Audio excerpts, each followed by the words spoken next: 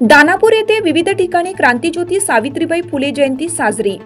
दानापूर येथील जिल्हा परिषद कनिष्ठ प्राथमिक कन्या शाळेत आज दिनांक 3 जानेवारी रोजी स्त्री शिक्षणाच्या प्रणेत्या, पहिल्या महिला शिक्षिका व मुख्याध्यापिका क्रांतीज्योती सावित्रीबाई फुले यांची जयंती मोठ्या उत्साहात साजरी करण्यात आली।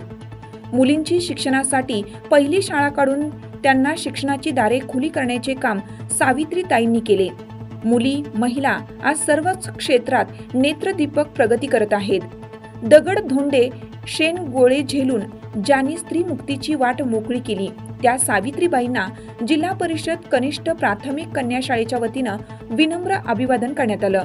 या प्रसंगी शाळेच्या मुख्याध्यापिका नैनाताई कळंबे, जयश्री सिसोदिया, संगीता ठोंबरे, वैशाली नवलकार, अनुराधा डिवरे, शिक्षक संभाजी सुताडे, नितीन वानखडे, सचिनजी ठोंबरे सर उपस्थित होते।